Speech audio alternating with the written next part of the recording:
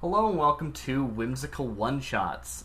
This is going to be a new show where B and I and maybe some other guests play random one-shots of random games because there's a bajillion games out there that aren't D&D, basically. I've seen other people do this before, like Eric Vulgaris. Definitely check out Once Upon a Game. It's amazing. But honestly, I just said the phrase "whimsical one shots" one day and went, "Yeah, that's the name of a stream show. I'm gonna do that." So here we are.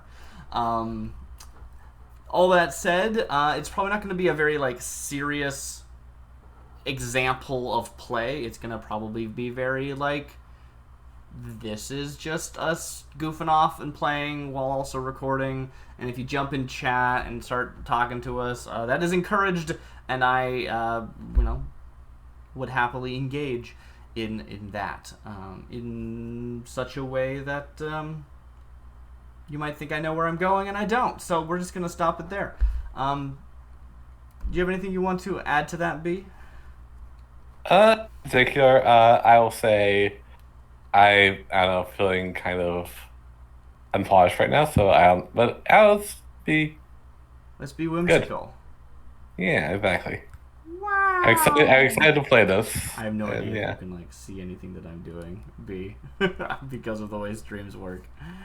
Uh, but or I've I can set see the this up wow. where I set up a green screen in on my Roll20 page, and I'm very excited. Oh, there's a little bit of stuff at the top here that I gotta fix. Actually, let me do that right Here, now. let me see the how the picture is going. Actually, What picture? the I don't want to listen to the sound of the stream, but I would like to look at how it's Yeah, no, uh good. That sounds how it excellent. looks. I Yeah, love it. yeah. They love it. I love it. I'm they in this situation. Yeah, you're like a So, Pokemon. today we are playing a game that I've been looking forward to playing for a very, very long time, which is a game I invented and have never showed anyone. Well, I'm anyone, so I mean, Well, I've barely showed it to you. I guess I did, yeah. go through a whole bunch of the stuff with you one time because I just wanted to share it with somebody. Um, Huh. so here we are. We're going to play AoKRPG, which is a game that I did not design for one-on-one play, but we're going to do it anyway because I want to see how it plays, basically.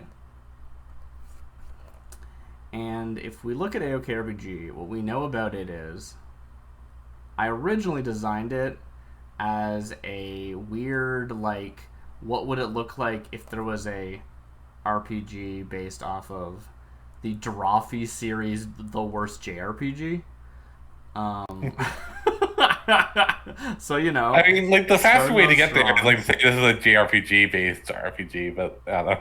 I mean, I think that probably if I ever finish this game, it's gonna be completely disconnected from that concept, unless of course I don't know someone from Drawfee is like, "Wow, this sounds cool. Let's work together." In which case, great, let's do that.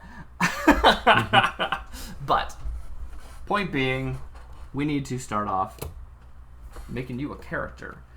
That I guess that's a way to start, and I think that's Yeah, probably how we will. But I guess yeah. it's worth pointing out that it doesn't have to be. We could talk about the world at large or something if we wanted. One of the reasons I thought this would be a good first like entry into the whimsical one shots is because this is a game that is not taking itself seriously at all. It is the worst JRPG RPG. It's called AoKRPG, which stands for Adventures of Chris RPG. The worst JRPG is the Land of Chris or the World of Chris. It's inconsistent. Don't worry about it. It's a play on that, and I thought it'd be funny to be like, it's AOK RPG, but it just sounds like AOK RPG, which is not what the intent was. Anyway, Anyway, I'm gonna read you some stuff. yeah, read me some stuff. Or also the audience and stuff. Yeah. The AoKRPG is a rules-light narrative game with an emphasis on exploration and set-piece scenes over strategic combat. The systems involved are intended to help inspire you while populating this fantastical world. The player principles are guidelines for everyone, both you and I are players in this sense, that we should follow before any other rule. We want to play loose. We want to let other players make their own decisions. When either of us are asked a question about the world, we want to answer it. If we don't know the answer, we want to make something up. If no one knows a rule, make something up that seems fair and look it up later. This is not intended to be super crunchy. We want to build on each other's ideas. We want to go a little bit too far and then also be comfortable reining each other back, so we can sort of see where that stuff is. And in that, we want to respect each other's boundaries. We want to make choices based on what we think would be most interesting. So, in the game, as I've written it, we refer to all of the players as players, but one player is known as the Fates, and the other players, in this case just UB, are AVPs, standing for Adventurer Players, which is probably a terrible way of doing it, considering there's such a solid, established concept of what a PC is. But I don't want to refer to people as like these are the player characters and the GM controls the non-player characters. Like, no, the GM NPCs are my characters. They're not non-player characters. I'm a player, right? So yeah, I went to intentionally try and mess with that because I wanted that to. makes sense.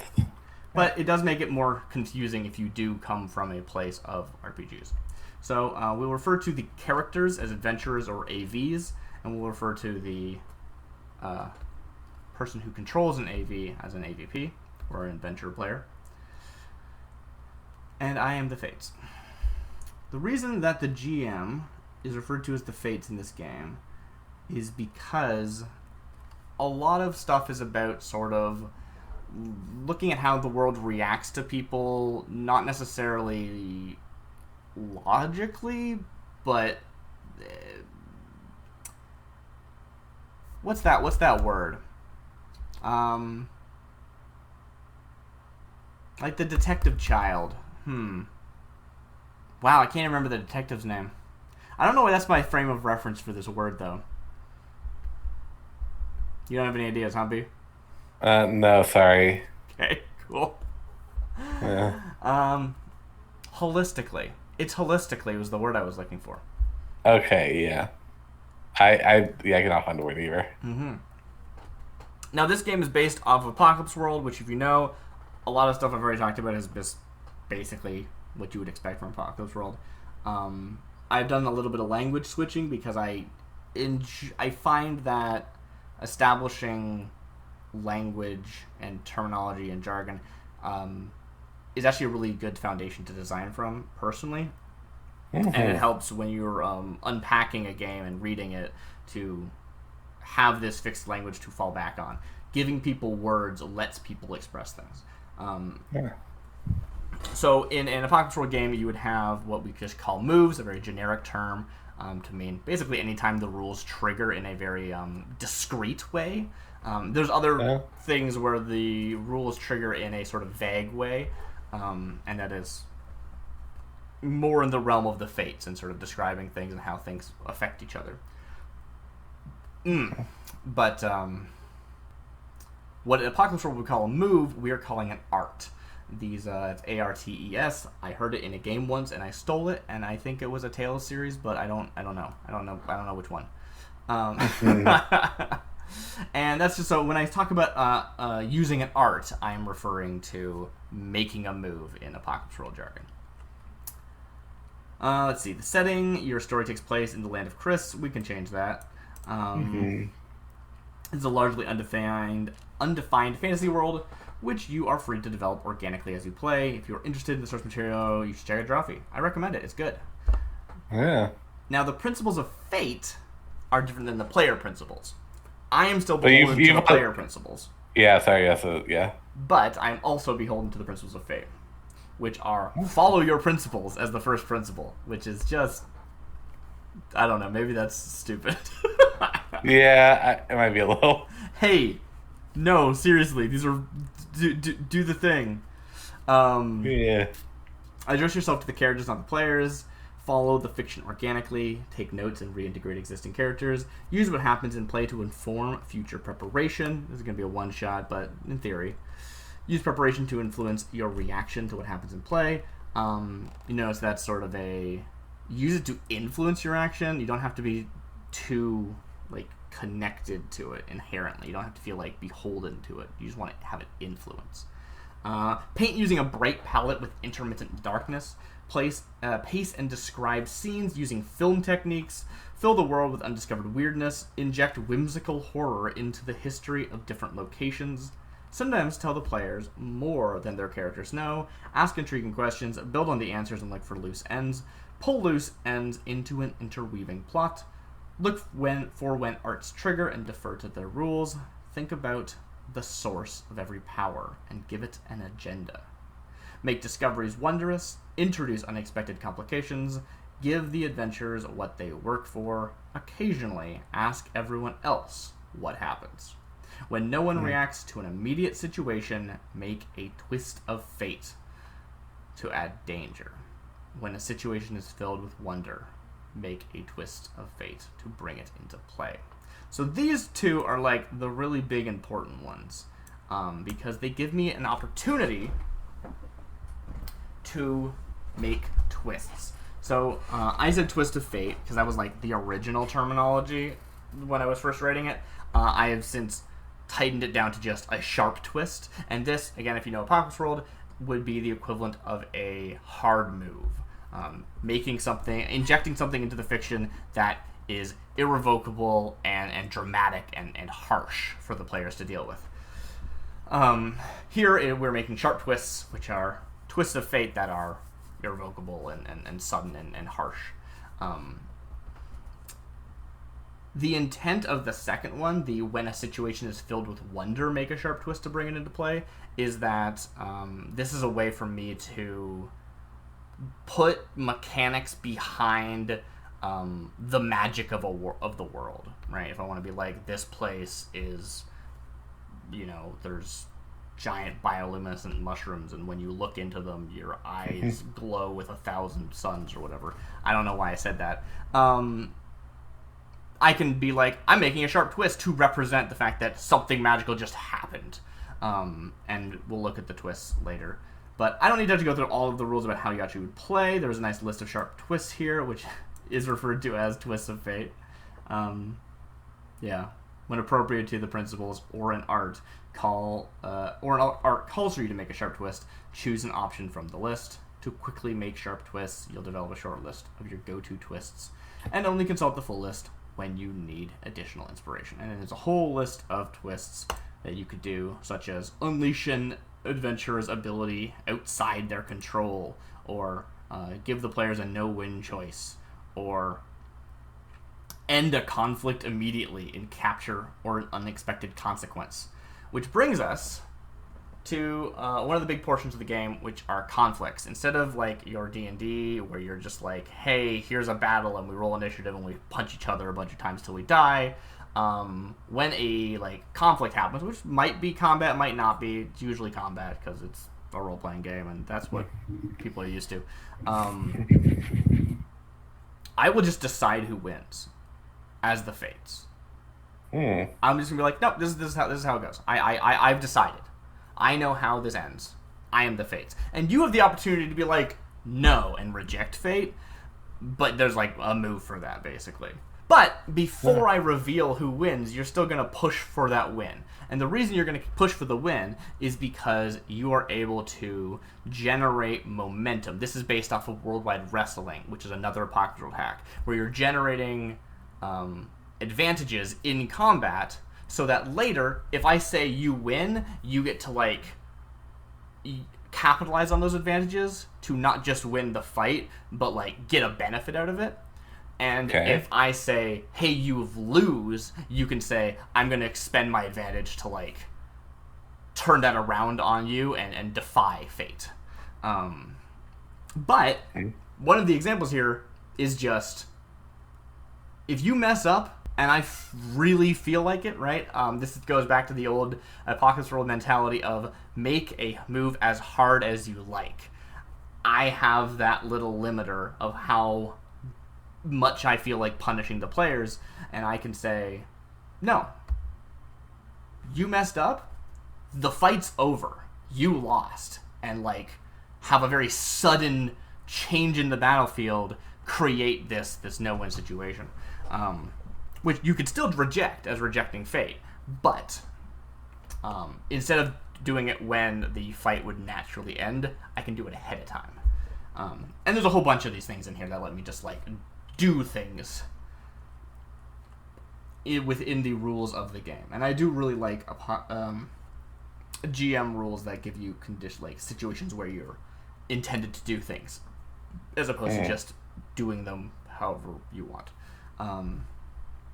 Anyway, do you have any thoughts about what kind of character you want to play? And what sort of place in the world you want to be? Like, you're assumed to be an adventurer in this game, just kind of like, it is a cool, bright, happy fantasy world, and I'm going to go on an adventure. But, like, we could stick a, like, dramatic backstory in there and hit all the tropes. You have your village burned down when you're a child or something. Probably like a teen, because it's like a JRPG. Yeah. Or we can just be like, go off into the world and see what you see. Either of those are perfectly, like, acceptable. I wanna. Oh, please. Yeah, I don't know. Just thinking. I don't know. I want to be like a. Well, okay. So, I think. I need to I don't know. reposition my chat panel because I totally did not see. Hey, Whale, how you doing? Oh, hey, is a person in chat? Heck yeah. Real? Yeah, we're doing that Yeah. thing that I said earlier when I was popping into his stream. That I was like, yeah, we might do this like RPG one shot thing, and Yay, I do really nice. want to do the like let's break form from other RPGs on Twitch and not be afraid to chill and chat with chat, as it were. Yeah. Please continue, but I did want to get that out there because yeah, no, it's good. that was the goal, and then I got carried away and didn't look at And chat. hi, Whale. And yeah, I guess I don't know. I want to do I don't know kind of a thing similar to the Morgan, which is a game we played before. Which yeah, I don't know, like young magic user discovering their power. And I kind of was thinking it might be a thing of like. So my idea, and I don't know how effective. Maybe I'll say how effective this once it comes out of my head.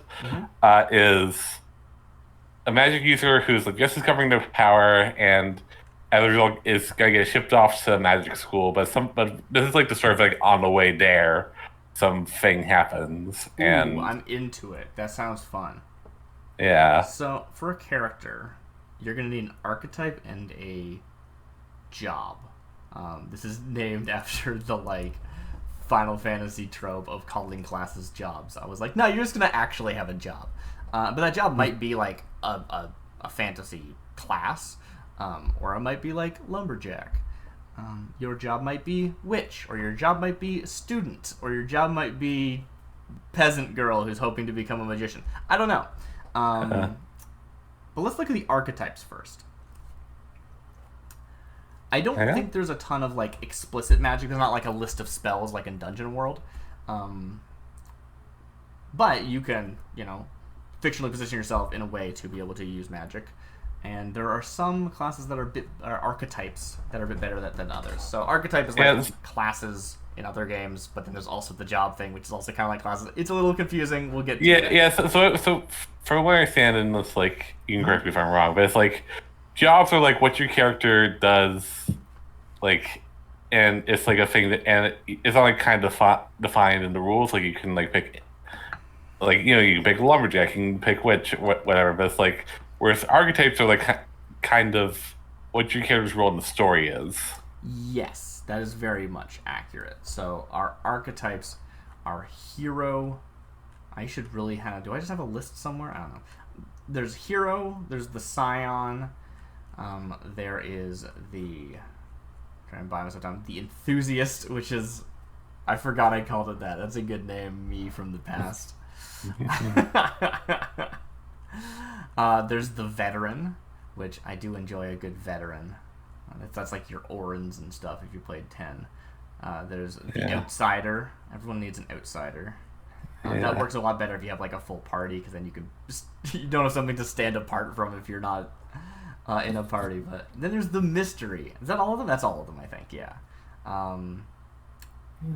So the way that I intended to present or describe each class was with what I called the core art. So each class has a core art that they start with, like whatever, and then usually you get one additional art that is exclusive to that class. But the core art is you just get it without like just from being that class or that archetype. And if you take a art from a different archetype when you level up, you cannot take someone's core art. It's not on the table. Okay. So this is how you sort of understand the idea between a character. So the mysteries core art is unknown origin, where you came from as a secret, possibly even to you, when you are in need of specialized knowledge, gear, or skills you may roll, and to pull things from your history that are sort of resurfacing or whatever. So that is the embodiment of the mystery. Which doesn't sound like you are, unless you want to do like I got shipped off to wizard school and then got amnesia on the way. Which is totally fine if you wanted to do that. Yeah, but nah. We've got the, what's this, the outsider, has the core art distant. The foreigner, the villain, the monster, the outcast. You are set apart from the rest of the team. You may have originally been an enemy, or are in some way alien and remain distant from the group. When you stand apart from the team, you may ask the fates, what here does not belong? And they will answer impartially. Again, team, I wanted to avoid the word party, because I feel like it's just thrown around really, really liberally I don't know. There's nothing wrong with it, I just wanted to not use that word. So it's the team. But the point is, there's no team to step apart from, so probably not in this situation. But you can see how that defines what it is to be the outsider. What is this? The veteran, I think? The veteran's core art is danger sense. You have been through more battles than the rest of these children ever will. Whenever you take a moment to assess an area for threats, you may ask the fates, what here presents the most danger? If you enter an engagement soon after, you start in control. And control is the, you're able to act first in combat, basically. Again, obviously you don't want to be a veteran, but you can see how the core art sort of tells you what they're all about in one move, which is the goal at least. And maybe it doesn't do that. I don't know. This is like playtest, basically. But that was the intent. The enthusiast has the core art expert. You have a particular set of skill set that you excel at and are eager to demonstrate. When you enter a new location or engage a threat, you can roll plus spunk. I haven't talked about the moves, the stats in this game yet. They're called spunk.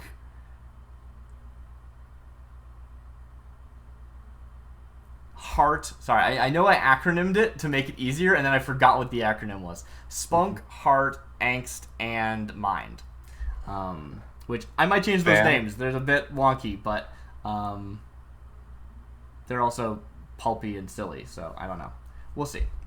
But roll plus spunk, and you can kinda do the thing.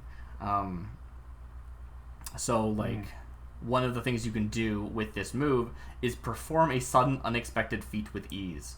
That could maybe be magic-y stuff. Totally could work. There's something about being the enthusiast that you're like an adventure enthusiast is sort of the thing, right? That's kind of the shtick there, is that you're not necessarily, even though the core is called expert. I just don't want to repeat myself. The move should be called enthusiast. Anyway. And then, of course, we've got. Oh, this is the Scion. The Scion, you are tied to the. It's called Favor. Tied to those in power, you have had it better than most and historically held indirect sway over a great number of people. Now, when you address someone with deference, you may ask their player what they wish you would do, learning it truthfully. This is the noble child thing that's just like in every JRPG. Like somebody is the noble, and it doesn't always have to be that. It can sometimes be something a bit different. I wish you'd played more 8 by now, so I could like give you specific reference points. But I don't want to like ruin anything for you because you're still playing through it. Because each of these is somebody, right? Like everyone is directly somebody. Originally, I had a bunch more, and I realized that like 2 or 3 people could be collapsed down into the enthusiast, so I consolidated that one. And then, of course, there's the hero, which maybe you're the hero because you are literally the hero. You're the only one here. You have to be. Yeah. But the thing about the hero is that your core art is destined. Destiny has something great in store for you. At least that's what you've always been told. When you take action driven by the belief that it is your destiny and perform an art on which you roll, you may choose an extra bonus from this list. So I was kind of oscillating back between like the hero and the enthusiast. Mm-hmm. I think they kind of want to go with the enthusiast because like I think like this character is like she has been told that she has great power and do things, but she doesn't really like believe it. I guess to suggest is that there is a lot of the instead of having a archetype for every little thing, there are ways of building any character within archetypes. So I went through and I read the top level skill for each one, but the Scion, for example, which if you were like maybe you're actually noble born and sent off to like the very prestigious wizard school, I don't know, if that's something you're interested in engaging with, they have a move that you can take, an art you can take called Unstable Power, which is you have somehow gained access to powerful forces. Choose one of the following aspects that your power embodies: the hatred of simmering mountains, the will of unwanted dreams, the unlearned echoes of scholars, the living breath of chaos, the courage of younger days, the slumber of ancient secrets, or something weirder. When you attempt to use this power to perform your other arts, you may add the following effects. On a 7 to 9, you use your power. The use of your power is apparent to anyone present. On a 6-, you create a planar tear and something unexpected comes through. Okay. So that's an option. Yeah. I don't know. Yeah, I mean, that does sound cool. I mean, like, there are like opportunities to take arts from other art Yeah, types, totally. Right? You could be like, I'm still learning, and when I level up, I will get the unstable power ability. That's totally legit. Yeah. Mm-hmm. Yeah, no, I like the expert ability. It sounds fun. Cool. I love the enthusiast. So, do you have a sheet with you that you can write some stuff down on? Or like a notepad or something? Let me bring up a notepad. The enthusiast, ideally I would have changed these descriptors. Each class has a list of descriptors, just like in Apocalypse World or Dungeon World or whatever have you. But I didn't bother writing them all, so they all have the same ones currently. But your options are hair: wild, long, tall, spiky, bald, short, neat, extravagant, or something weirder. Your eyes are sharp, wise, dull, sad, excited, wet, large, or something weirder. Your mouth is stern, small, wicked, smug, full, playful, crooked, or something weirder. Your body is hulking, frail, bent, wounded, slim, round, short, giant, or something weirder. And your hands are calloused, supple, wiry, quick, meticulous, heavy, or something weirder. If you have any thoughts on any of those. Yeah, I'm just thinking. I will go on to read names if it doesn't distract your thinking too much. Okay, sure. There is a big trend in Apocalypse World games, right? Starting with Apocalypse World proper, you have a list of names. It's just like, here's a list of names. that you can choose from, and it is an unwritten rule that you can make up your own name. I think it's fascinating what things players will not even question changing from a rule, right? The rule says choose one of these names, and majority of players will be like, of course I can come up with a name. Why would it even be a question? That's just assumed. And I think they're right to do so, but it's interesting what parts of a rule set people would unquestionably change, and what parts people would be floored to see somebody change without questioning. Yeah. But in here you have name options, and these are I feel like they're inspired by Monster Hearts, but last time I looked at Monster Hearts, I didn't see what I thought I saw, which is weird. And that it's, instead of a list of names, it's a list of descriptions of names. So your name can be a loud name, a short name, a fake name, a dark name, a long name, a playful name, a soulful name, a frumpy name, an old name, or something weirder.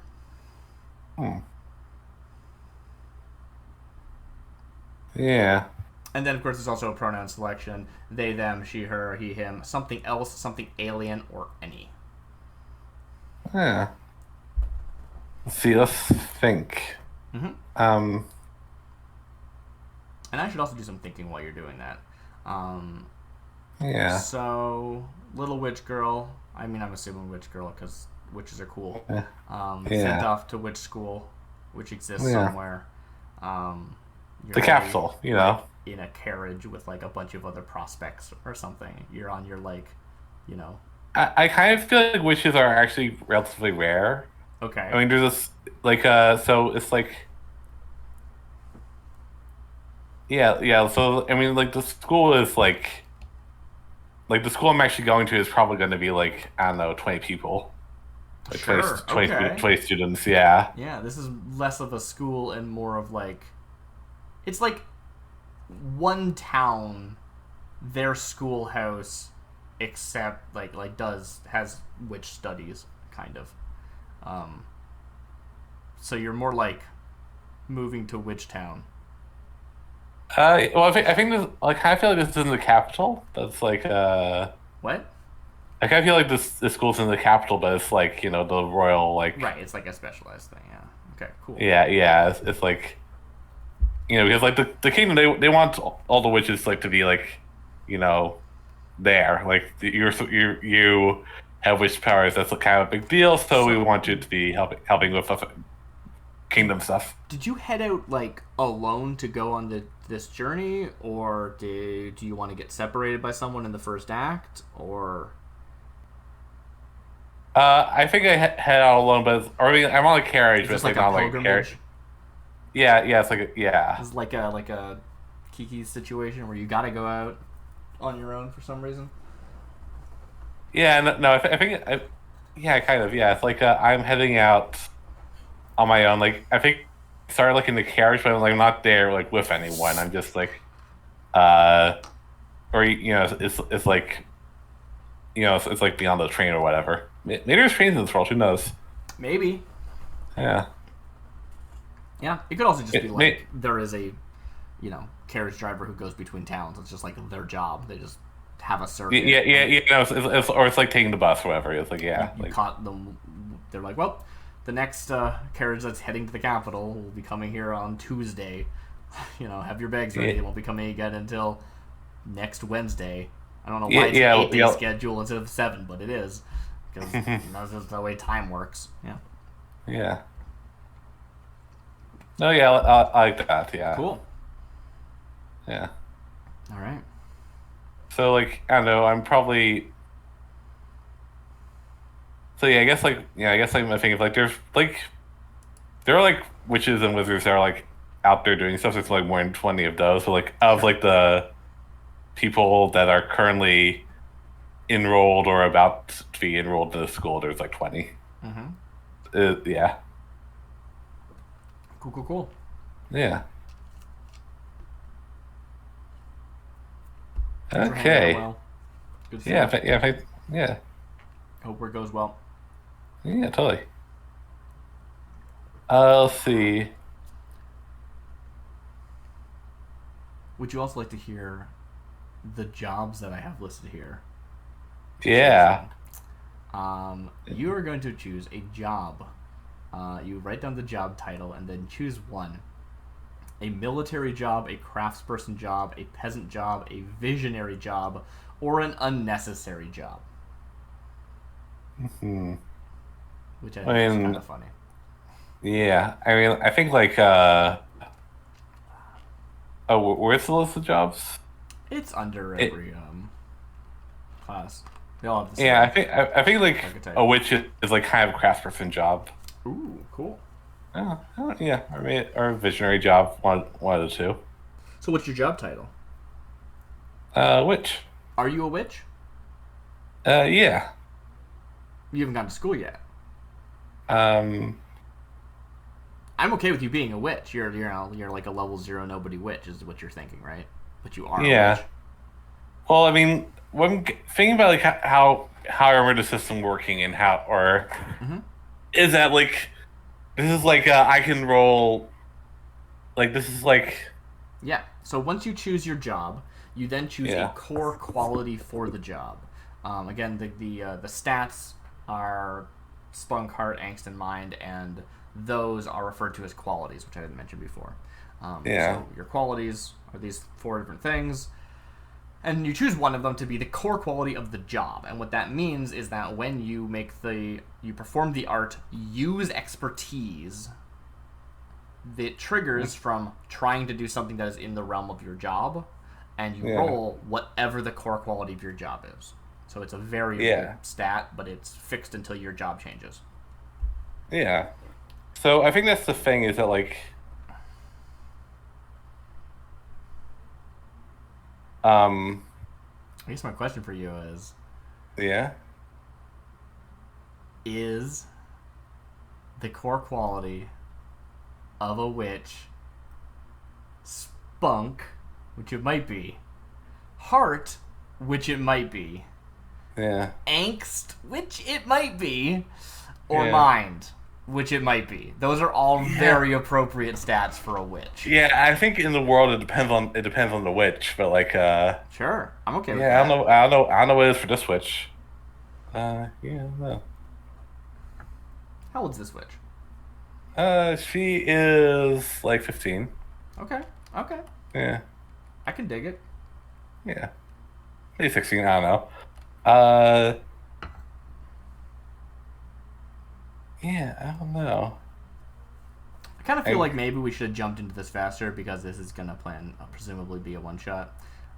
yeah, true, But yeah. whatever, I'm enjoying this. Yeah, yeah. No, I mean, I don't have anywhere to be. Yeah, fair enough. Uh, yeah. I don't know, this could be a two-part VOD one shot. I Could don't know, be, yeah. could be. Yeah, yeah. Um, yeah, I don't know. Well, play loose. Yeah, let's go Play with your mine for principles. now. Okay. Yeah, Yeah, you're gonna go yeah, to study. Cool. yeah. So mark that down on your sheet Okay. so that you don't forget. Hmm. Um, the next thing for your job, if you don't mind me dovetailing into that, and it's not necessarily a job related thing. It is under the job section, so I have associated it, but it is gear. You detail one weapon because you're an adventurer, so you do need a weapon. And your Yeah. weapons are a specialized weapon, an oversized weapon, an unusual weapon, a tool which you have repurposed as a weapon, or something weirder. Yeah. Hold on a second. Let me just write it down. Okay, so yeah, I want to come up with something cool. I mean, I could just go with a wand, but like that's I don't know. Like I think I Yeah, like some kind of foci, but like something that is like yeah. I'm in specific here about whether or not a weapon needs to be like a thing you actually hit somebody with, or if like a channeling thing, like a word is yeah, appropriate. I'm yeah, choosing to not define that, but I'm acknowledging that I have not defined that. yeah. And let's see.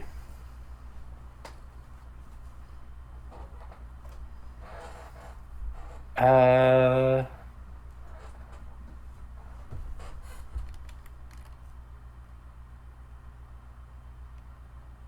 Hmm.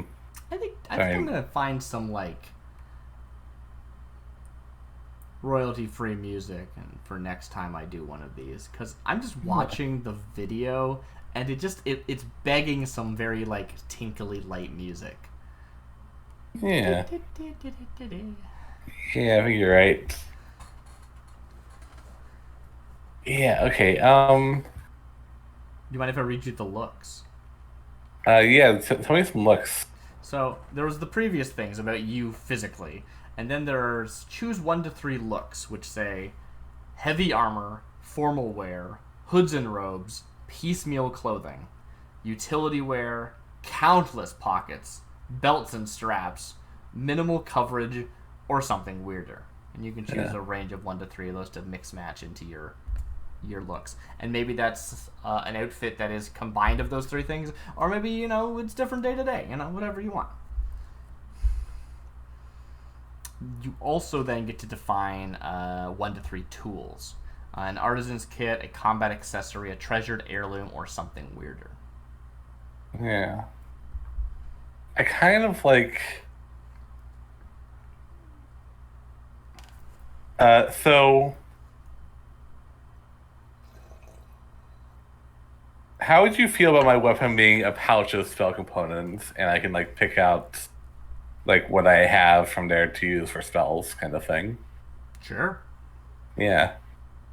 Is it 'Cause I mean, not special? just like an option, like road option D&D, but like I don't know, I like the idea of like, Is this special? I kind of, if I could suggest something, right, yeah, with our principles, let the other players make their own decisions. But suggesting stuff is also cool.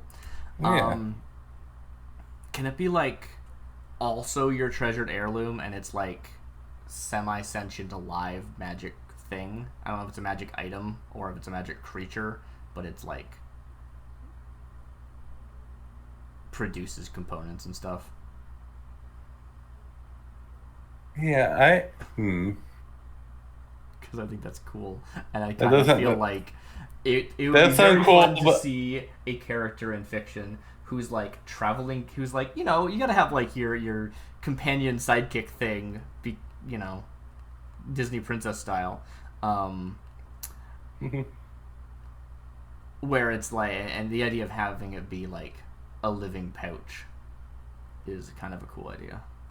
yeah. I guess I don't know if I wanted to be like for his character. Cool.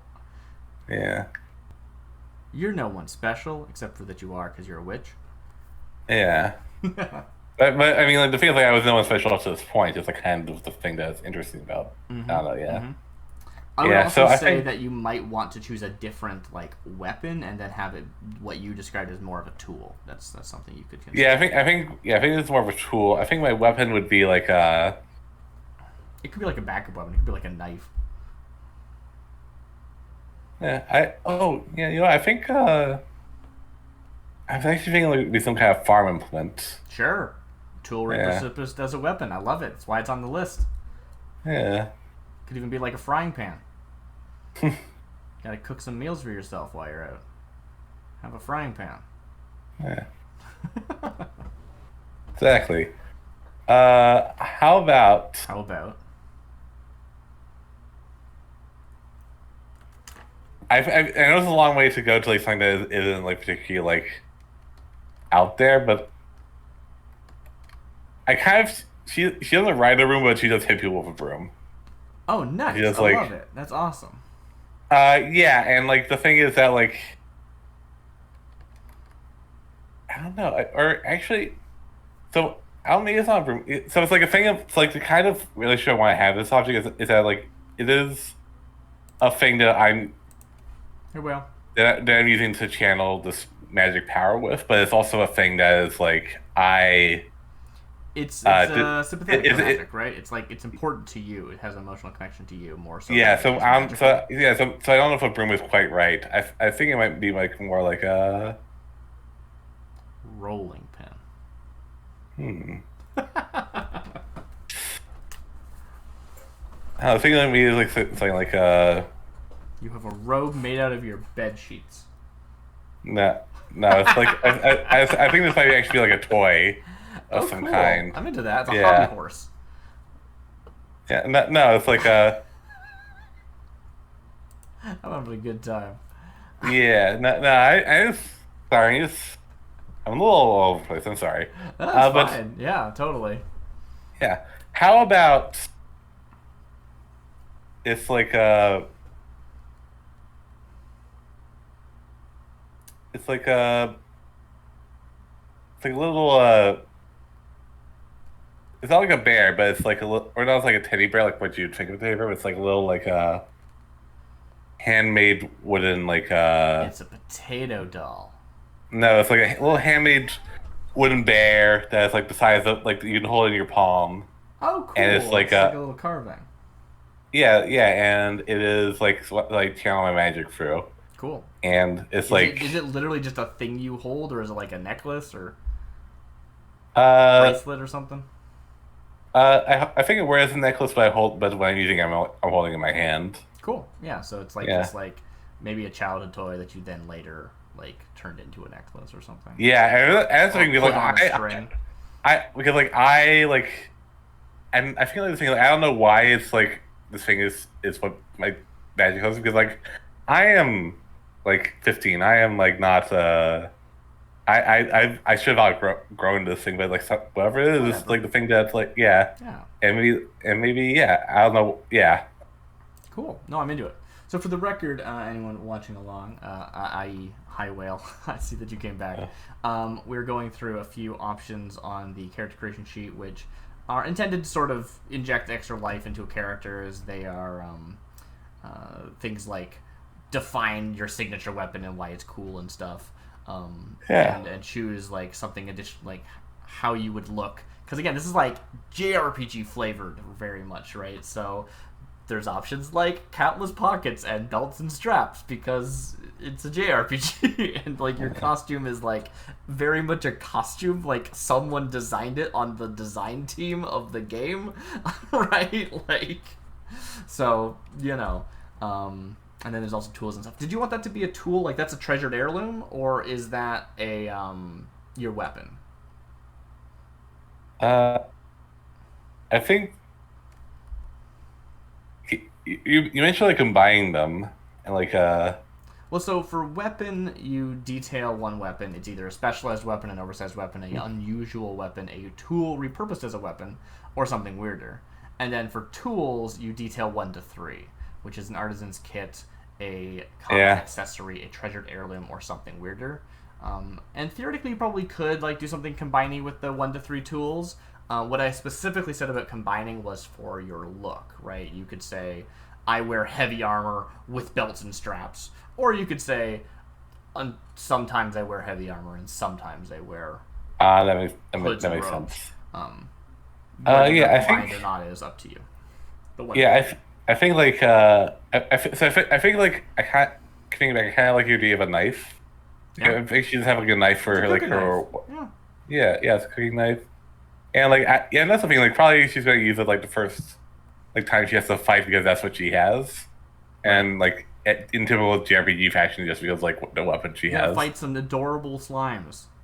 Yeah, exactly. Yeah, yeah, Or whatever it is. He'll make up something ridiculous you have to fight that's like weirdly cute and you don't want to fight, but you have to because it's a JRPG. yeah,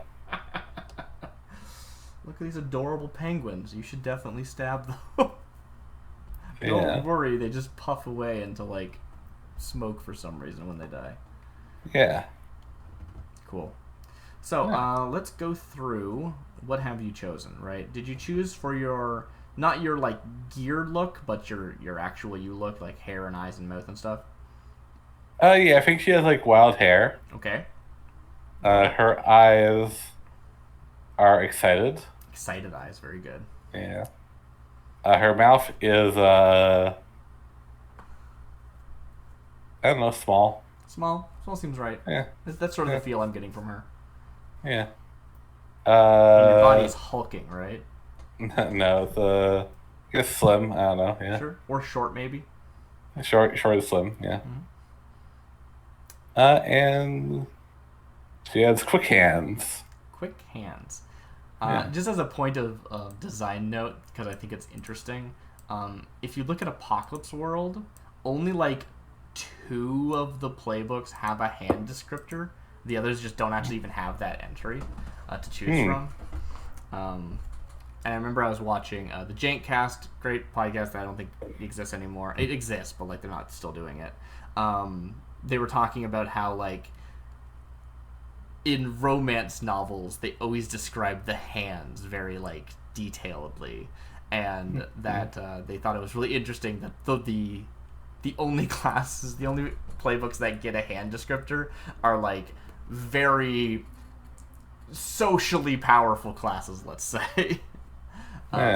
Being the Skinner and the Maestro D. Which if you know, you know them. And if you don't, I'm not going to get into it right now. Do you have a name? Do you have a type of name?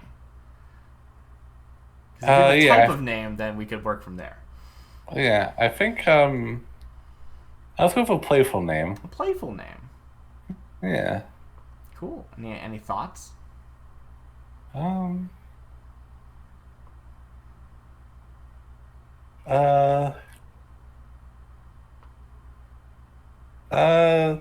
Terralyn, or Terra for short. Terra's good. Yeah. Terralyn. Terralyn? Yeah. Terralyn. Terralyn. Excellent.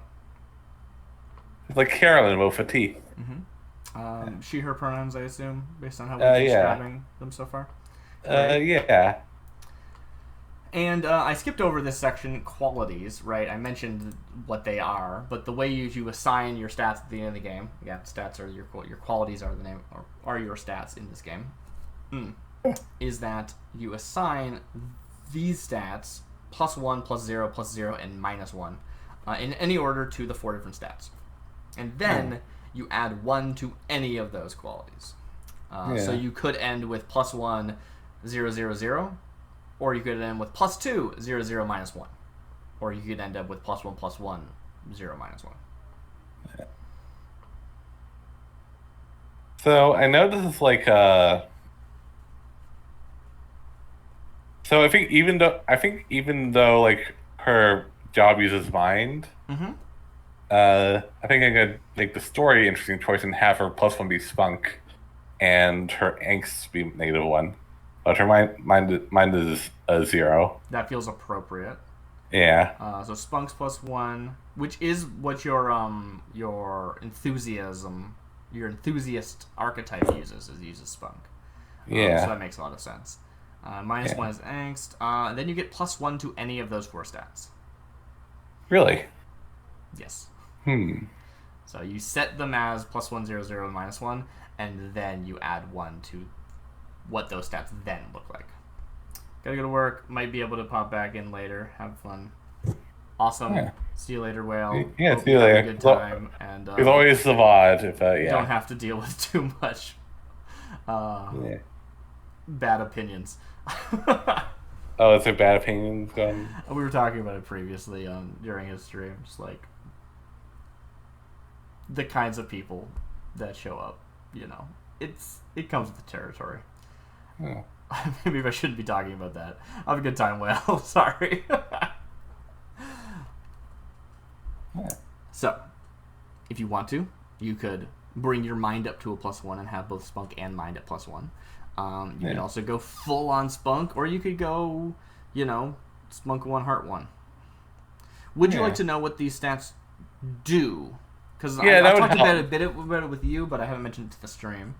Yeah, no, I can use a refresher as well. Cool. So, early on in this document that I'm looking at, it goes through all of the basic arts. So again, there's a list of abilities that everyone has access to, or list of rules, basically, that everyone is beholden to, and then you sort of opt into new moves that let you have other rules that you can lean on instead of these basic arts.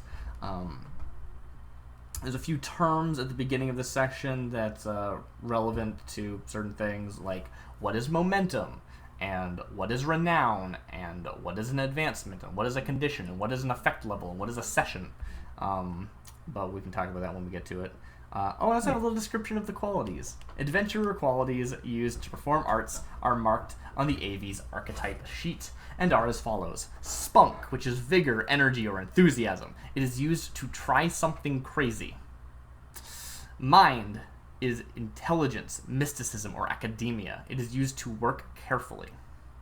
Heart is passion, vim, presence, or love. It is used to speak with passion.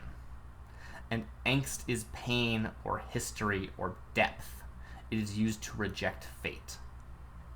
There's also a act value, which is basically on my sheet. If we ever need to roll something where higher is worse.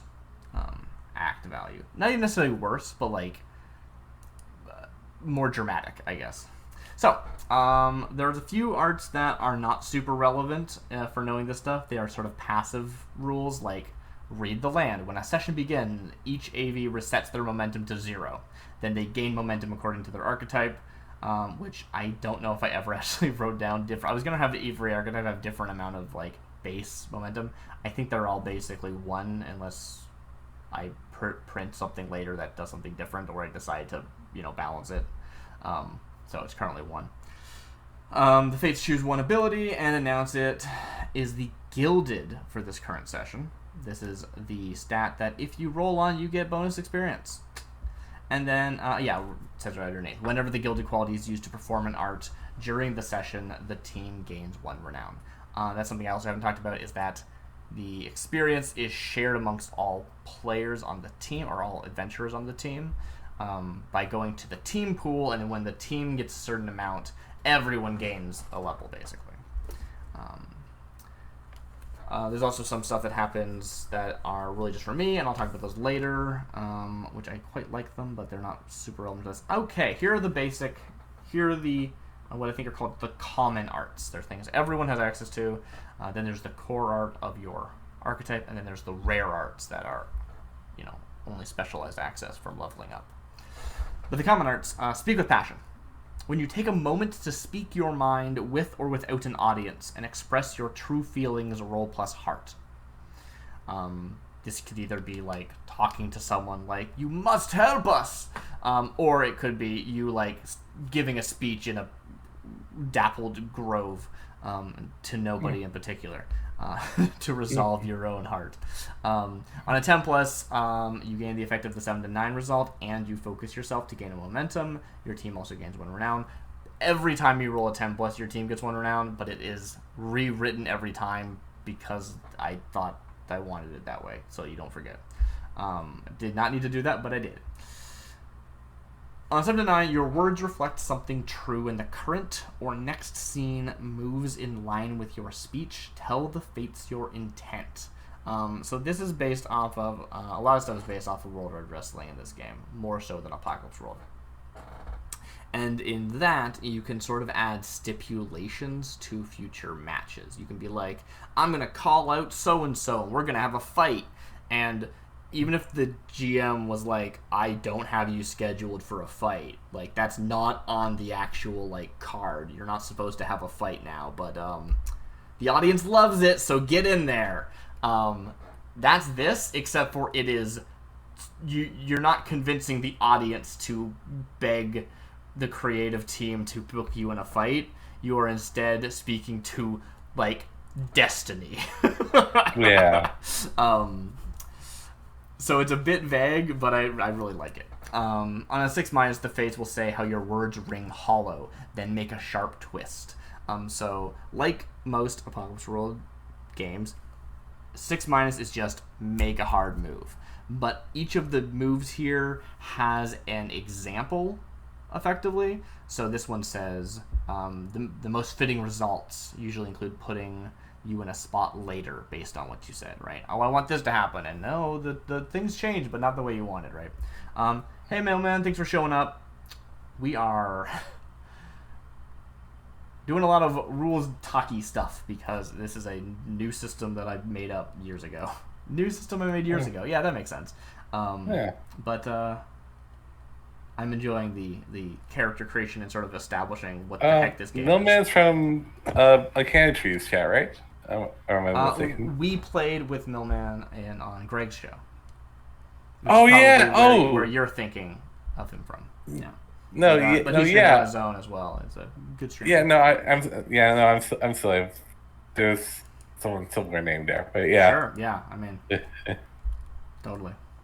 Yeah. So there's also use expertise, which is that one we talked about before, which is when you go to showcase your worth through actions specialized to you or your job. Roll plus your job's core quality, which we established was mind, right? On a 10 plus, you do it easily and gain 2 momentum, impressing onlookers. On a 7 to 9, you gain 1 momentum as you do it, but the fates will choose one. So there's a list of 3 options, and I need to sneeze. There we go. And there's a list of 3, but you don't get to choose the worst thing that happens. The fates get to choose, which is me. It takes obvious effort, slowing progress or opening you up to danger. You gain a condition in the process. An ally gains a condition in the process. So again, this is very much designed for that team party play.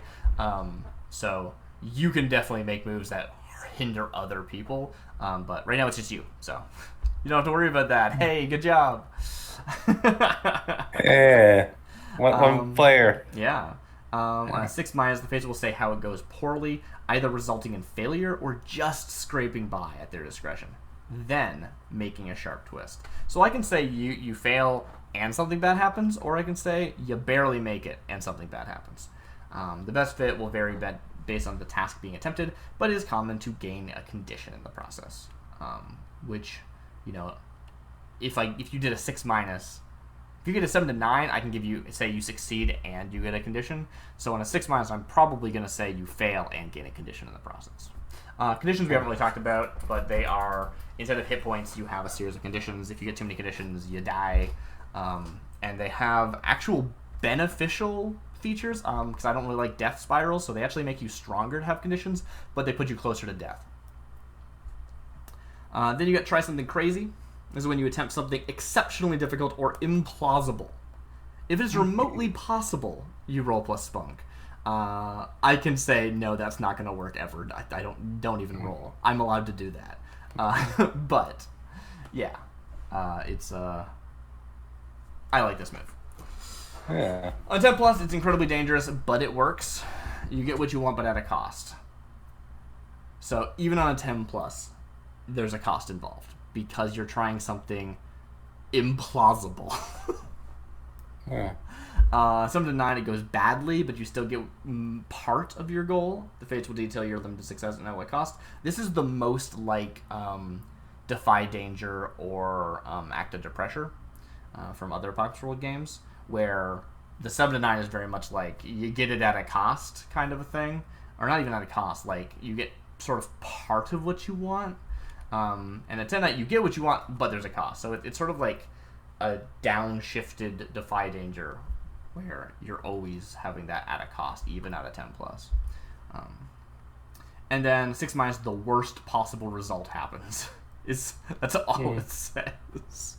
Yeah. It's just like no. Make the as hard as you want move right here. Then there's reject fate, and this one's really important. When you act against fate, your history influences your actions, driving you past normal restrictions and revealing some vulnerability or truth. Roll plus angst. On a 10 plus, you do it inspired by your history. You gain 2 momentum and you avoid any complications. Your team gains 1 renown. On a 7 to 9, you are driven by your past to succeed. You gain 2 momentum, but choose an appropriate consequence. And there's 3 consequences. You are lost in your past. Your past will catch up with you soon. Your vulnerabilities will be targeted soon. And on a 6 minus, you leave yourself open and vulnerable to face, make a sharp twist to put you in the worst position that fits your current situation. Common choices include taking a condition and writing crushing defeat into your destiny. Because I can do that. I can say, oh yeah, the next fight you're in, you're going to lose. I can just say that. Yeah. That's just a thing I can do.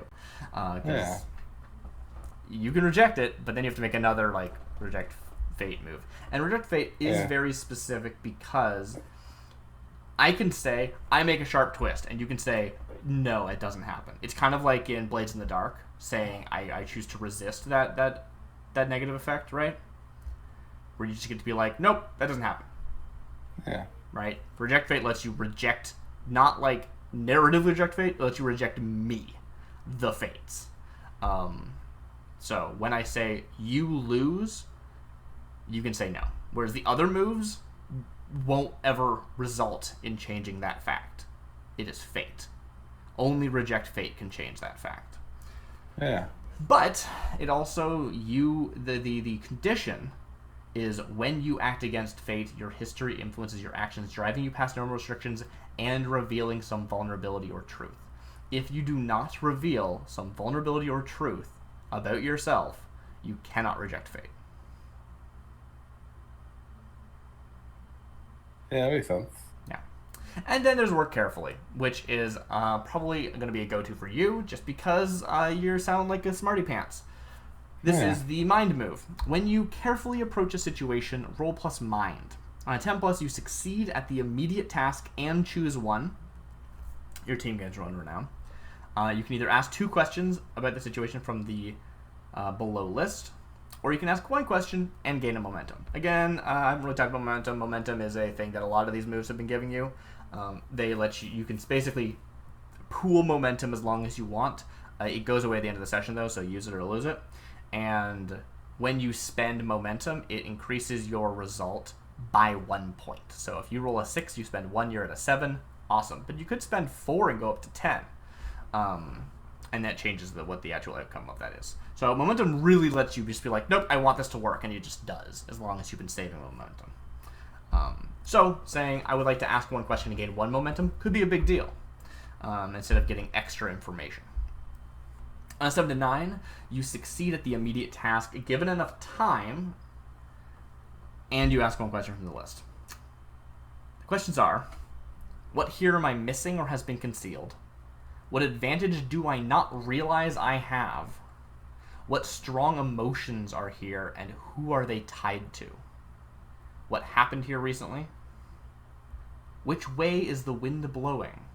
And how can I blank? And you get to fill that in however you want. Yeah. Useful. Yeah. A 6 minus, you're slowed down, opening yourself up to danger and learning little to nothing in the process. The fates will make a sharp twist and might let you ask 1 question at their discretion. It's always fun to let you still learn something, even when something terrible is happening. Worth mentioning that this is working carefully. You have to carefully approach a situation. It usually will take a certain amount of time, a variable amount of time, not a certain amount of time. But if there's a goblin running at you with a knife, you probably don't have time to work carefully. Yeah. It depends, but it is the slowest option. But it's very, very useful because not only do you actually succeed, you also learn something. It's not just you learn something and then can also try and use that information. You actually do work carefully and succeed if you roll well. Then there's a move called Offer Aid, which lets you basically spend your momentum on other people's rolls. So instead of rolling to help somebody, you just spend your momentum and help bring up their roll. Yeah. Then there's Engage a Conflict. When you encounter challenging opponents or participate in an important conflict, the fates will say who starts with control. This player will narrate the conflict for a short time, ending with their character performing an art. Any of the arts. If the fates gain control, the process is the same, but they will end with an appropriate sharp twist and choose a new adventure to gain control next. At any time, you may spend 1 momentum to seize control before the next art or twist is made. So if you lose control to me and I don't quickly enough make something terrible happen, you can just be like, I snag it back by spending momentum. Yeah. When you have control and perform an art, you add the following effects to the normal results. So let's say you're going to use expertise. Let's use that as an example, right? Yeah. Use expertise. Let's just scroll back up there to make sure we get it right. Beat a 10 plus, you do it easily. You gain 2 momentum. You impress onlookers. Great. 7 to 9, you get 1 momentum. As you do it, But the Fates will choose a complication, which could be gaining condition, right? You get hurt in the process, taking obvious efforts and slowing your progress and opening you up to danger, or an ally gains a condition in the process. Okay. When you, if you're engaging a conflict while you use expertise on a 10 plus, you also get to choose one of these: gain 2 momentum and the Fates take control, or pass control to an ally. Now that's a bit of an awkward thing here because you don't have any allies. I think I'm happy with you just being able to keep it, basically, because the intent of the system is that you're always passing it around between people so that you're not hogging it. But right now, the ally you're passing it to is you, which is not normally like allowed, right? You're passing it to the only other ally possible in this situation, whereas normally you pass it to an ally who's not you, but that's fine. The idea being you either retain control or you lose control but get that bonus momentum. Now that said, you might go, why wouldn't I just gain 2 momentum and then immediately spend my momentum to get it back? And the answer is I don't really know. I might need to put a caveat on how long before you can spend that momentum, because presumably there's enough time for the Fates to do something and then with that control, before you really have time to act and use that momentum again. I don't know. That's a good point, and I hadn't considered it. On 7 to 9, you choose one. You gain momentum, and the Fates will take control, or you pass control to an ally. So basically, we have this. It's not a new move as a whole, but it augments the other moves, saying, how do we engage with like initiative and turn order in this system? Yeah. Which is you can either retain the Wait, control, yeah, or you can gain bonus momentum. What were we gonna say? yeah, yeah. So it's a little funny because like I feel like this system, this like move would like have more legs in like a multiplayer game. I mean, it works here too. I mean, what's interesting about it is that it's based off of Worldwide Wrestling, and the way Worldwide Wrestling is written is you are going on one-on-one battles, so you either retain control or you give it to your opponent and get bonus momentum. I changed it to say pass control to an ally, because I don't want you just to retain control. I want you to pass it around. I want you to take like turns in initiative without actually rolling initiative. Yeah. So it's actually very much in line with the intent. It's just, Yeah. Makes sense. there would need to be like a one-player caveat or something. And there's got to be something about like using momentum, because a lot of the time you might say, I have the 2 momentum and I don't want to just spend one immediately to get it back because I'd rather suffer your like sharp twist. Partially because you're encouraged to play at the scenes because it's interesting and cool to see a cool fight scene, and if your opponent's never going to do anything, you don't get to have that cool fight scene. But that's not how everyone's going to think. So maybe there's like a problem here. I'm not entirely sure. Especially considering like what can happen. Like I could just be like sharp twist. You get stabbed and like now you have an injured condition. I could do that. That is a sharp twist. It's on my list of twists. So I don't know. I'll have to come back to this. On a 6 minus, the Fates will just take control. In addition to whatever else happens. Huh. So that's the moves. All of them are useful. The spunky move is dangerous. The heart move is weird. The mind move is information gathering. Yeah. What do you think of it? Wait, what? We were talking about qualities before I went to the moves. Oh, sorry, yeah. The arts, I should say. I should stick Yeah, with my own terminology. Yeah. So Sorry. you assigned +1, 0, 0, -1, and you got Sorry, I got lost. Yeah. But yeah, I think add both with the mind. Sweet. So you're +1, 0, -1, +1. Yeah. Cool. I love it. I think that's great. There's also a spot here to write down a catchphrase. You can yell that after battles if you want. Yeah. When you succeed, when you win a fight, you can be I like, think I want to come up with that in play, but yeah. "All right, cool." Yeah. It's very important to have your catchphrase at the end of battle. Can't take me down. Yeah. Can't slow me down. I don't know, something like that. You're enthusiastic. Yeah. All right. I got this. I got this. As an enthusiast, you get an expert, which we've already looked at. Yeah. It lets you. You have a particular set of skill set that you excel at and are eager to demonstrate. When you enter a new location or engage a threat, you can roll plus spunk to do something based on that skill set. Theoretically, I should have had it had you define the skill set, but no. Yeah. You also get to choose one rare art. You can get Offner Right. You have a surprisingly vast collection of knowledge. When you handle an object or take in a location, you can roll plus mind and then ask 2 on a 10 plus or ask 1 on a 7 to 9. How or where was this made?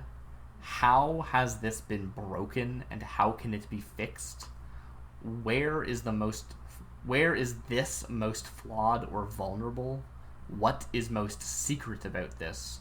In what way can I make this better? On a 6 minus, the fates will make a sharp twist. You also could choose signature look. Everyone has their own style, but you stand out above the rest. Define an element of your wardrobe or a full outfit by choosing from the following list. This is a good game. Yeah. You don't say. I'm not biased. How dare you accuse me? Distinctive hat, an extravagant scarf, a long coat, an elaborate dress, a customized armor, or something weirder. Then choose up to 3 details. Intricate patterns, hidden compartments, convoluted design, ancient origins, unique materials, resonates a force of nature. While you are wearing your signature look, you are always identifiable and can stand out in any crowd. Your signature look is not impervious to harm, but it will never be threatened or destroyed by the fates. Meaning, if you're like, I throw it into the fire, yeah, it gets burnt up in the fire, but I'm not gonna be like, and then a monster tears your, cool hat off your head and eats it. Oh no. Yeah. My hat. And that's it. That's all it does. That's the whole Yeah. move. I mean, it doesn't sound like you. Yeah. Also, it's like, I don't know. It's like a thing of like. Would you like to know the third one? Can I just do that though? Like, I don't know. Yeah. You get to define your look, but you won't stand out above the rest. Okay, that's fair. Yeah. Lastly, which you might be most interested in, relic. You have obtained a powerful artifact, giving you great strength and abilities. Choose one of the following aspects that your artifact embodies: Behemoth Strength, Nosferatu's Curse, Whispering Tides, Xanadu Collective, Dance of Barbs, Rite of Flames, Eyes in the Dark, something weirder. Yeah. Detail your artifact and treat it as specialized gear that you always have available, separate from your job. So again, the gear that you have defined is connected to your job. If your job changes, your gear changes too. Yeah. But this does not. Which is also true with the specialized, with the signature thing. I should probably have that in there. I don't think it says that anywhere. Yeah, I should definitely add that signature look. Yeah. Anyway, choose 2 of the following. If your artifact is taken from you or you discard it, even for a moment, you suffer both effects until you get it back. Wow, did I do this? I did not know I did this. That's fun. This is based off of the Faceless from Apocalypse World, where the Faceless is someone who wears a mask, and if they ever have their mask removed, they have a whole bunch of downsides. It happened. Anyway, choose 2. Vulnerable, your conditions cannot be cleared. Powerless, you cannot perform common arts. You can only perform your, like, rare arts and stuff. Wow, that's harsh. Did I do that? Amazing. Craven, you cannot bring yourself to do violence. Ashamed, when you would roll spunk, roll -1 instead. And irresolute, reduce all arts you perform by 1 effect level after spending momentum. Effect level, of course, being 10 drops to 7 to 9, 7 to 9 drops to 6-. Yeah. And if you were at like 10 and you bring yourself up to like 13, you're still going to drop from 10 to 7 to 9 because there is no 13 plus, 12 plus. Yeah. And then there's the last one, which I did not notice originally, but there is an extra one, which is inspiring presence. You're everyone's friend, holding the team together and encouraging them through hard times. Whenever you participate in traversing the wild, each involved AV, including you, gains 1 momentum. Traversing the wild is the like, we're going on an adventure move. Yeah. So you might do that. It's just free momentum. So I can make some constructive criticism. Please. I feel like Relic should give you like a bit more of like a mechanical advantage to like because like the losing it sounds pretty bad. Yeah, don't do that. Yeah, but like Yeah. but like I want like some like carrots in this like Yeah, you get to you have a cool artifact that's magical and stuff. Yeah, but it's like no, I guess like it not being defined is like like we will too. talk about it, right? Detail your artifact and treat it as specialized gear. So if you said Okay, cool. mine embodies the eyes of the dark, I can see through all darkness. Yeah. Cool, sure. Why not? Oh. Mine gives me Rite of Flames. I can like create fires at will. Sure, awesome. Why not? Like you get to define it. It's very powerful. And if you say I want it to do this, and I say no, that's too much because I'm like not me. I'm a different GM, or it is actually like a lot, and I personally think so. There isn't a good measuring stick for the GM to decide like what is strong enough, which is maybe a downside. Maybe I should actually put a measuring stick for a GM to use. I don't really want to make the GM feel constrained by that measuring stick though, so it's a little bit difficult. But if you don't think it's good enough, you don't take it. It makes sense, yeah. Yeah. Because the idea is that, right, it's not going to change your stats, right? The idea is actually, if you want to play, like, the child who is fighting alongside the veteran and being just as strong as them, yeah, maybe it's because you have a relic that makes you as good as them, and then when you don't have the relic, you're suddenly a child again. That's the idea. Makes sense. Yeah. Not that it changes your stats, except for the shamed one, which is spunk. Yeah. But that's whatever. Anyway, you get one of these arts. Yeah, I think I want the Smarty Pants art. The Offner, right? It's a good one. Yeah. Yeah. It's good. It is. Is that a quote from something? So I actually really like this. The Savvy Head is one of the coolest classes or playbooks in Apocalypse World. They are the like psychic tinkerer kind of. It's the best way to think of how to describe them. They are like the post-apocalypse inventor who is not afraid to use like the psychic maelstrom in their inventions. Okay. Okay. And one of their moves is called Things Speak. Mm-hmm. Which I think that name was lifted and used in Dungeon World for a completely different move, actually, now that I think about it. The, like, you hear the voices in the sand and the trees and stuff. You remember that move? The druids have. Anyway. Oh, yeah. Anyway, it's called Things Speak, and it lets you psychically understand an object on a visceral level when you handle it. Cool. This also lets you take in a location, my version, but it's basically the same thing, right? How or where was this made? How has this been broken? How can I fix it? Because they're the tinkerer. They're like the inventor. They're the tinkerer person. They put things together. But I called mine Offner right because I didn't want it to be called Things Speak. It's more about knowledge than it's about psychicness. At least the way I've written it. It could be psychicness, but it's not baseline written as psychicness because I don't want to pigeonhole you.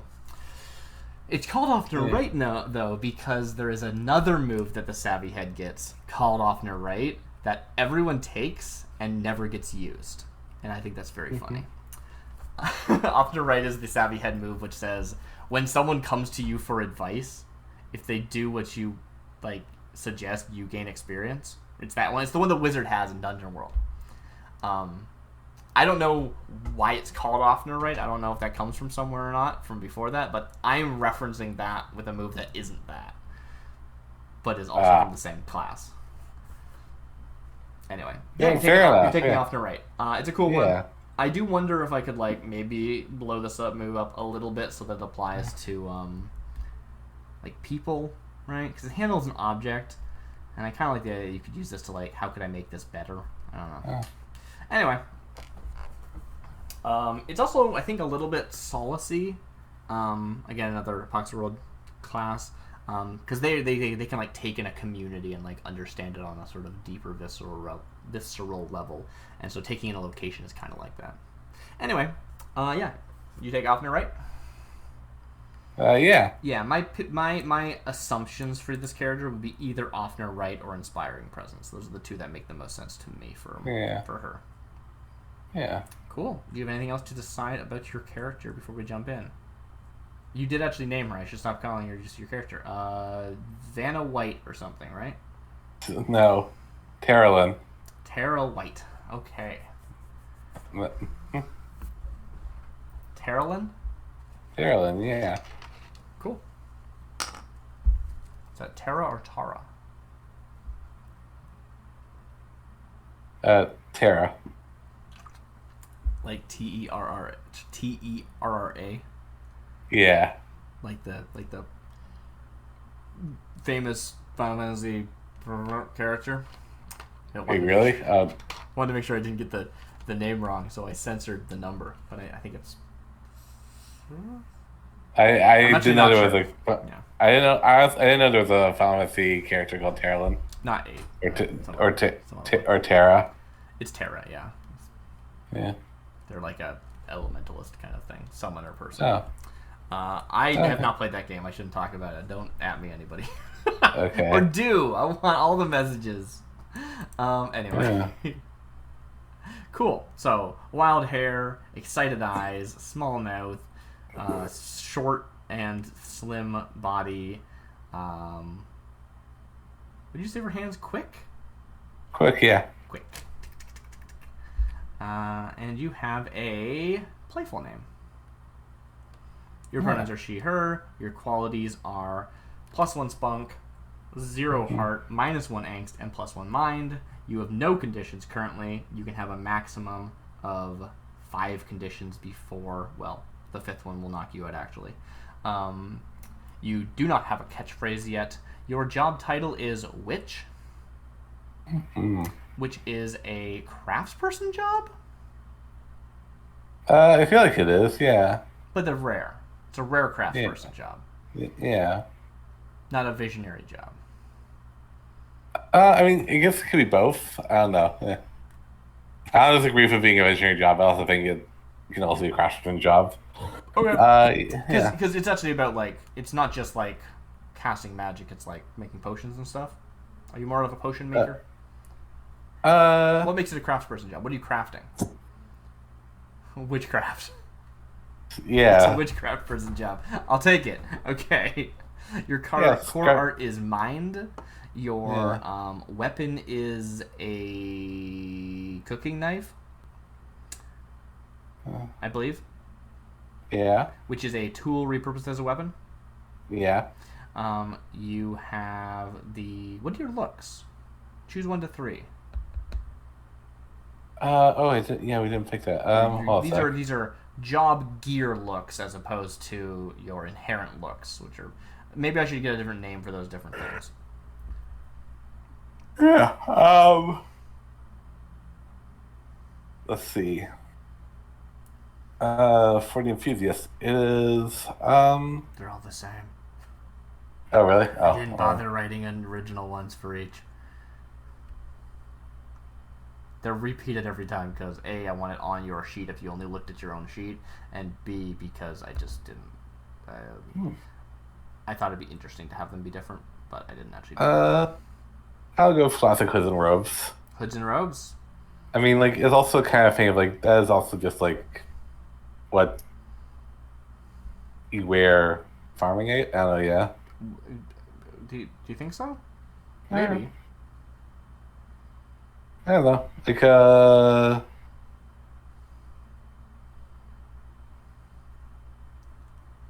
know. Whatever you want it to be, right? Like, this is just you. You were designing like a JRPG character, right? What do they look yeah, like? yeah, I mean, you've seen some of me playing 14, and they like someone walks in, and you're like, "Wait a minute, what are you wearing?" Yeah, you don't have to go that weird, but like you can. yeah. I don't know. I'm trying to. Yeah, I guess this thing. All right, you know what? I need to actually get you up on screen here. I think let's go to roll 20, and Oh let's do a yeah. little bit of a Are you draw. draw? Yeah. Okay. That will help me. Yeah. All right, you got wild hair. Oh, look at your hair; it's so wild. Yeah. I cannot see it on the stream. Oh no, there we go. Yeah, it's Yeah. just delayed. That's all. Yeah. Um, yeah, that's it. Uh huh. I don't think it's that big or that tall. I was intending for it to not be that tall, and then like it covered your eyes, but it didn't really read that way. Let's start with just a head. All right. Oh, now I'm back on blue. I gotta swap my color every time. All right.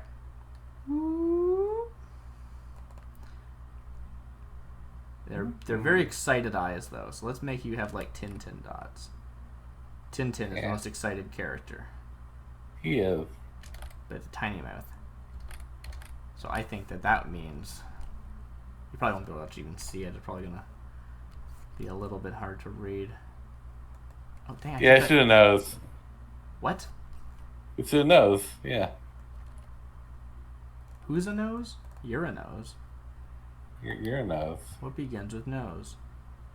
Nose. Nose begins with nose. Yeah. All right, so there we go. I'm gonna color in your hair Yeah. just so we don't see the line, even though you might be blonde. I don't know. You have hoods and robes. Is that right? Or do you want me to ignore that for now? Let's ignore that for now. Okay. Your eyes are very excited. So I'm gonna actually add a little extra to this. That looks very excited to me. And then you got some hands, and they're quick.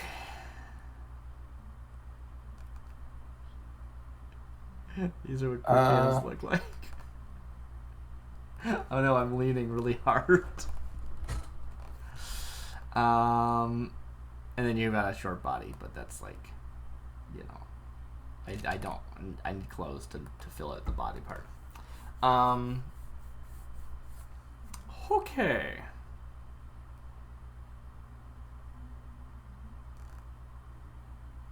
I think. Mm-hmm. And I just like looking at for like some reference images to try and get uh like the idea of like what might be like make kind of sense. I think I want to do something like I'll acknowledge we might be overthinking this. it's possible, yeah. We are nearing on 2 hours Holy moly. of Yeah, character sorry. creation. Yeah, Whimsical sorry. One shot. Look, this is the first episode of Whimsical One Shots. We might not hit it, okay? Yeah. It might not be perfect.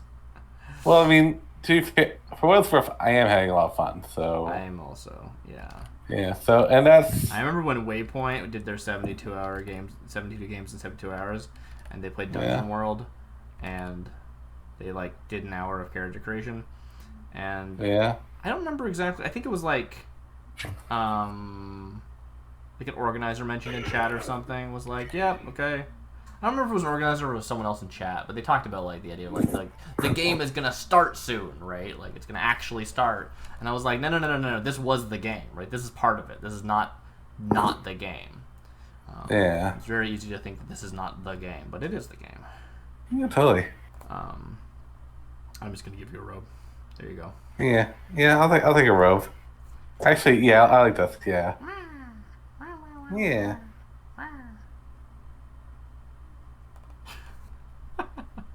I'm actually kind of amazed at how good it looks. This like using this as a green screen. Yeah. I think it's very funny. Yeah. I don't know how good it looks on stream. There's a little bit of like fade out because it's not like a perfect chroma key, so it looks kind of blurry, which is kind of good because it does not like the line art is not great in Roll20. In Roll20, it's a bit blurrier than I realized though. Yeah, it's a bit much. I'm looking at it right now. Oh well. What you gonna do? Yeah, what you gonna do? What you gonna do? Yeah. So B. Yeah? What you gonna do? What am I gonna do? Yeah. I don't know. I like this look for a character. I don't know. I have a feeling like I haven't played a ton of TRPGs, so I don't have like a reference for like cool, unique character designs in JRPGs. But I like this character. I mean, just throw on like as much stuff as you want. You go, okay, they need some. Oops, let me swap that out. You go, well, they're traveling, so they need like a backpack, but we want it to be fashionable, so we'll make it like more like a bag that hangs like this. Yeah, I like that. And then probably I should go over the other shoulder, but whatever. Then we think, well, what sort of things would you have? Maybe there's some stuff strapped to it. So let's give you like a fry pan. It's over here. It's just hanging inside of the bag. Why? I don't know. Just to like be extra stuff. And like honestly, this like robe looks a little bit like loose. So let's add a little bit of a belt.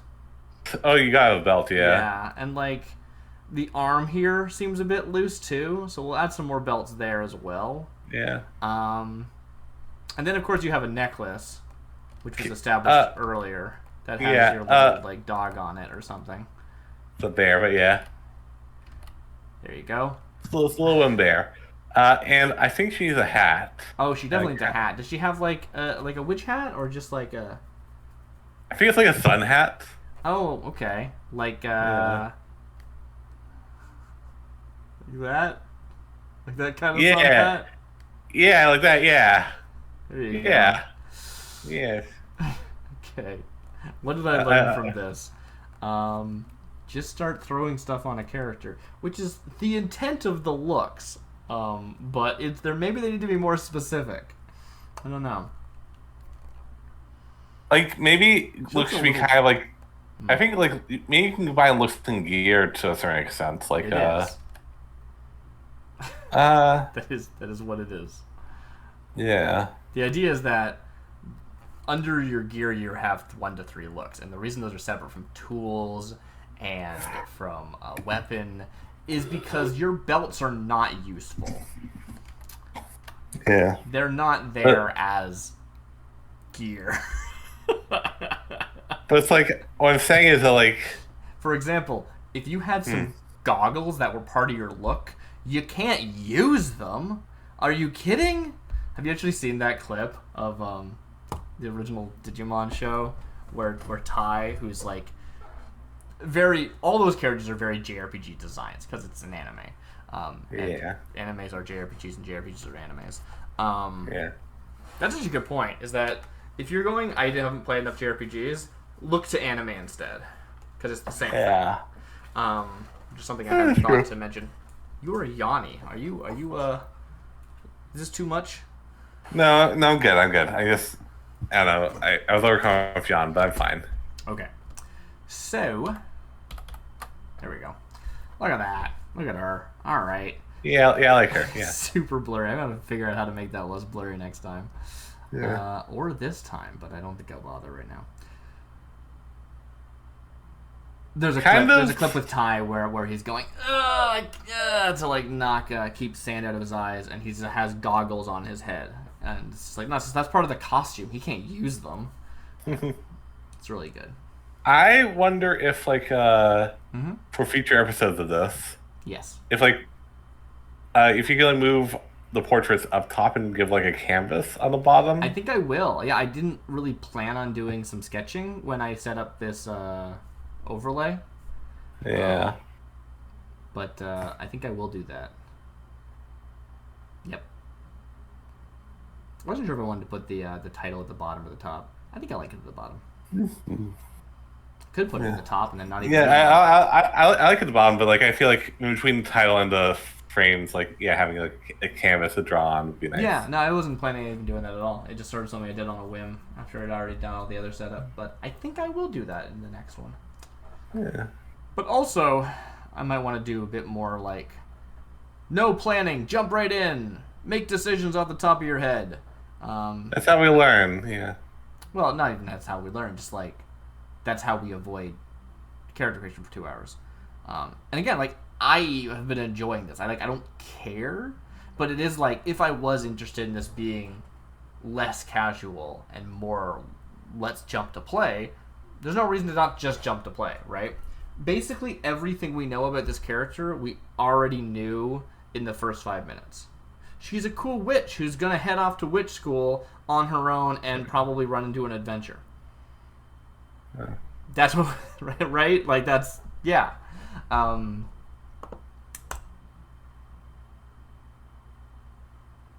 so we've defined your look. Last thing was tools. Are there any tools we need to know about? You have a treasured heirloom, I believe, which is the little bear thing. Yeah. And do you have anything else? Do you have any artisan's kits or combat accessories? Now remember, when I say this, it's something I haven't actually been super clear about, is that all of these are details of your job. Yeah. Not necessarily things you do. I mean, they are things you do, because like the treasured heirloom is not a part of your job necessarily, right?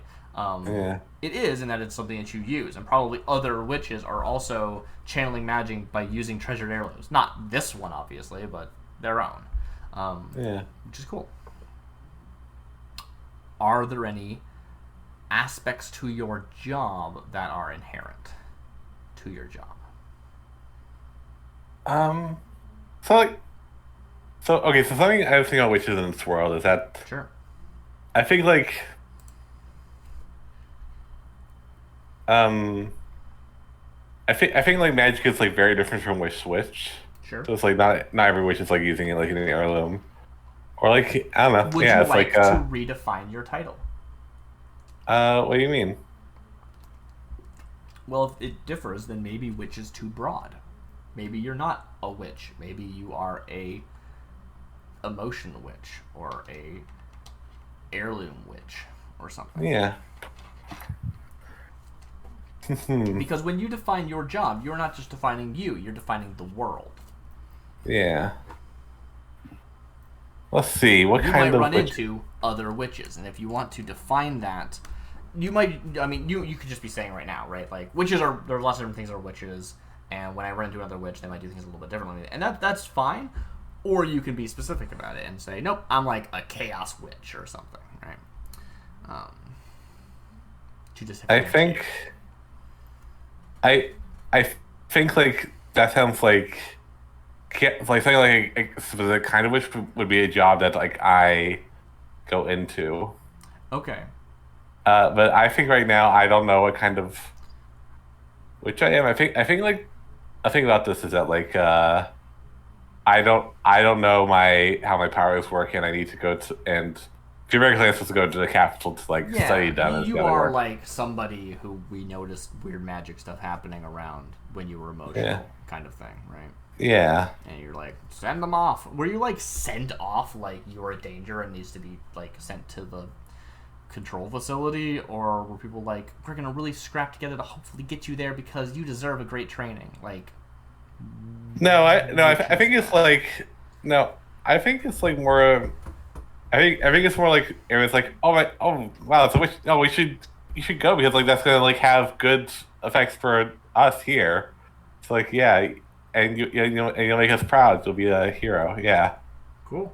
and yeah, All right. yeah. Anything else you want to do before we jump into it at the No, I think I'm ready to 2 hour jump mark? in. Yeah, I think Beautifully at the hour mark, or more yeah, or less. more or less. Love it. I don't mean an hour in. I mean at a round hour. Um, Yeah. cool, cool, cool, cool, cool. Oh, I have a little section here about jobs. The job section gives you a selection of types of jobs available to your archetype. Because again, I was considering having them be different for archetypes. Detail any job fitting your selection. Your job should be rather self-explanatory and leave space for a range of skills. In play, you may declare facts about your job, but they are true for the job as a whole, not just you. Your title and gear create a framework to determine your duties and skills, which we didn't really talk about, but I don't think that's more of a filling out in play, I think. You don't need to record everything you know how to do, just have an idea of what your job entails. Whenever you declare a duty or skill related to your job that wouldn't be obvious, record it in skills. So there's a section for you to record things that you're like, hey, this is a thing witches do. And I go, okay, cool. Yeah. Cool. Yeah, you can do that now. Your job determines your gear, skills, and duties. When any of these change, you may write a new job accordingly. If a change in gear does not impact your core concept, it can be treated as an item separate from your job. If it replaces something which your current job covers, you should write a new one. Alternatively, your job can change at moments of significant impact, either through advancement, like actually leveling up, or a story event in which the fates give you a new job. Changing jobs in this way allows you to dramatically swerve the direction of your character and should deviate significantly from past jobs. When you change your job, you rewrite each job field as appropriate to the new situation. Sometimes you will simply change the title and a single piece of gear. Other times, every field will be changed in ways that may or may not be explained. So that's jobs. Jobs. That's jobs. Okay, so let us open, first and foremost, with the opening move of the game that we always do, which is read the land.